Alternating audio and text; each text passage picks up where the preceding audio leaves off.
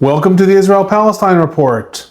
Very often I get asked about the different terminology that I'm using in my reports and the choice of specific words and concepts over others. So, as I promised in several of my recent reports, I'm going to upload a few videos unpacking some of these different concepts and looking at what is the most accurate terminology to be used within the context of this conflict.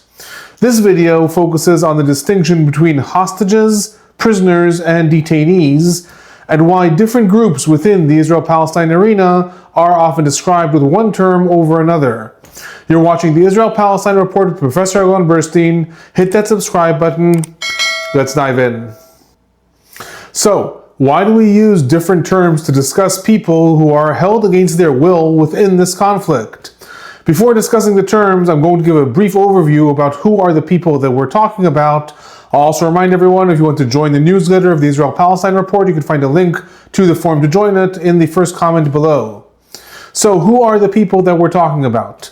Within the Israel-Hamas War, which is the focus of the Israeli-Palestinian conflict over the last 2 years, the Israelis and foreign nationals held in the Gaza Strip consisted of 251 civilian and military personnel who were kidnapped during the October 7th attack of 2023.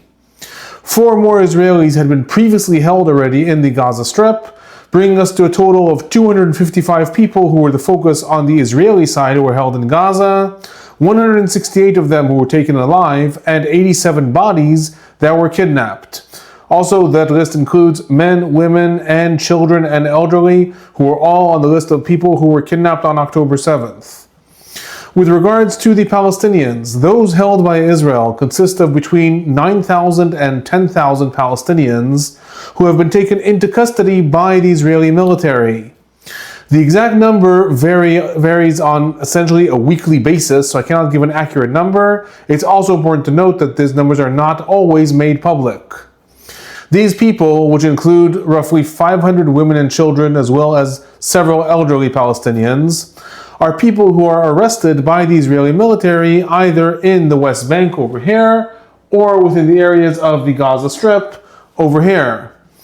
The reasons for the arrests vary greatly and range from anything from carrying out violent attacks that resulted in the deaths of Israelis all the way to more misdemeanors like trespassing on an area that has been taken over by Israeli settlers.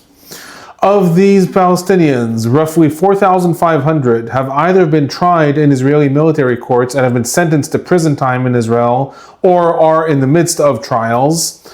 About 3,400 are held in administrative custody, and roughly 1,200 are held for belonging to Palestinian militant groups but have not been tried yet. It's also important to note that these numbers do not include Palestinians who are arrested in the Gaza Strip who were not active fighters in Gaza but are still held by Israel on other charges. So, why do we refer to the Israelis as hostages while the Palestinians are referred to as prisoners or detainees? Here is where I'm going to get into some of the international definitions of these different categories. The most overarching and accepted definition of a hostage can be found in the United Nations International Convention Against the Taking of Hostages from 1979. In this, taking a hostage is defined as, and I quote, seizing or detaining and threatening to kill, injure, or continue to detain another person in order to compel a third party to do or abstain from doing an act as an explicit or implicit condition for the release of the person, end quote. So again, taking a hostage means that you take someone captive and you threaten to kill, injure, or continue to detain them in order to compel a third party to either do or not do something in order to release that person. It's also important to note in our context that while 176 countries in the United Nations adopted this treaty against taking of hostages in 1979, Israel is actually one of 19 countries that did not accept it and is not party to that treaty.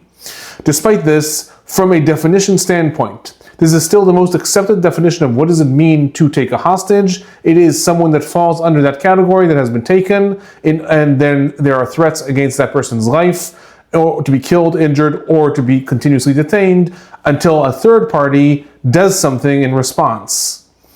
With regards to the definition of prisoner, most international applications of the term define it as a person being deprived of liberty through a criminal justice system who is held in jail or in a correction facility.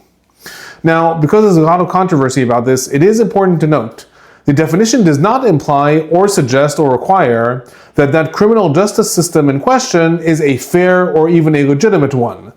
For example, many people are tried in obvious mock trials in places like Iran or Russia and are sentenced to jail time. However, they are still defined as prisoners because they were sentenced through the local legal system, regardless of its local or international legitimacy. In a similar manner, detainees are typically understood as people who have been arrested by a local authority for violation of an existing legal code and are held without trial for a variety of reasons. So again, this does not mean that holding said detainee without trial implies legitimacy of the arrest, but international legal standards, it does say that this is a distinct category from taking a hostage. So, based on these international definitions, the Israelis and foreign nationals who were taken on October 7th of 2023 and held against their will in the Gaza Strip are therefore considered hostages. They were taken and there were threats either to kill them, injure them, or hold them for a prolonged time until a third party, namely Israel, carries out a certain action. In turn, Palestinians held against their will by the Israeli military or the Israeli security establishment are considered prisoners or detainees because even if the legality of martial law in the West Bank and Israel's military presence in the Gaza Strip is questioned at best by international law, the basis for holding Palestinians still goes through the local legal system that is applied in that area, and that is why, by all international standards, these people are considered prisoners rather than hostages. One last thing that I'm going to talk about before concluding the discussion on definitions is a question that has been raised often over the last 2 years, and that is the definitions of prisoners of war. And should that category not be applied to Palestinian militants that are arrested by the Israeli military or to the Israeli military personnel that are held by Hamas? Now, with regards to this, the definitions of the Third Geneva Convention, and that is where the international norms of prisoners of war come from, are very complicated. And I'm not going to get into all the specifics. I will say that an argument can be made with regards to some specific cases. However, the broad definition of prisoners of war, there are several reasons why they do not apply across the board in this conflict. Among others, with regards to Palestinian prisoners, the convention states that militants or members of a militia, i.e. people who are fighters but do not belong to a regular army, can be considered POWs if they are captured, so long as their militia has a clear hierarchical structure, they wear distinctive uniforms, they carry their arms openly, and conduct their operations according to the laws of war. In this regard, Hamas and other Palestinian militant organizations do not live up to at least 3 out of those 4 definitions to be considered prisoners of war. With regards to Israeli soldiers that were taken captive, there is a stronger argument, I'll say, to be made about them being considered prisoners of war. However, the international conventions also make explicit that if you take someone as a prisoner of war, you cannot use them as a hostage, and there are other provisions, like the capturing party has to register the prisoner with the Red Cross and allow visitation rights.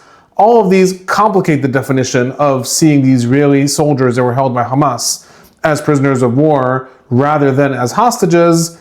But again, I'll say, a better argument can be made with regards to the Israeli soldiers that were kidnapped, while it is difficult to make the argument with regards to Palestinian militants in Israeli jails being considered prisoners of war.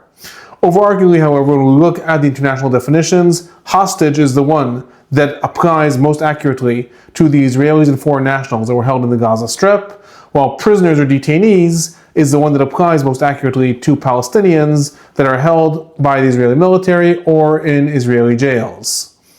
That concludes my brief note on definitions of hostages, prisoners, and detainees in the Israel-Palestine arena. If you find these uploads of the Israel-Palestine Report informative, please remember to send them on to anyone you think might be interested in these uploads. Hit that like button, subscribe, turn on notifications so you'll know when reports come out. If you have any questions or comments, feel free to leave them in the comment section below. I'm Alon Burstein. I'm a professor of political science and an Israel Institute fellow at Tufts University. Thanks for watching.